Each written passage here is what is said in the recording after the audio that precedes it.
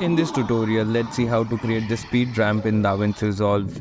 Let's get started. Alright, so we are in the edit tab and I have taken this clip, link in the description so that you can download and follow along. Alright, so this is our original clip. Let's select the clip and right click on retime controls. Alright, so to add the speed ramp, we have to add the speed points. I want to add a speed point over here. I will select this and add speed point. Okay, so I want to add one more speed point till this. Okay, adding speed point. Alright, so now from this to this much, let's change the speed to 400. Change speed 400. Let's add one more speed point here.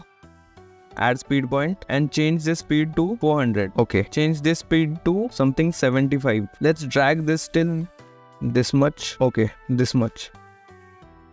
Right click again, click retime curve. Alright, so to smooth out the speed from 400 to 75, let's click this point and click on this curve. Select control and drag this much. Okay, so now we will do same thing for this points. Okay, so now we will go in the settings, retime and scaling, retime process, change the project settings to optical flow, motion estimation to standard, better, resize filter to smoother. This is speed ramping in DaVinci Resolve. Make sure you add the speed ramps where they are needed. This was just an example to show you how speed ramp work. You can play with the settings according to you. My name is Amir and I will see you in the next video.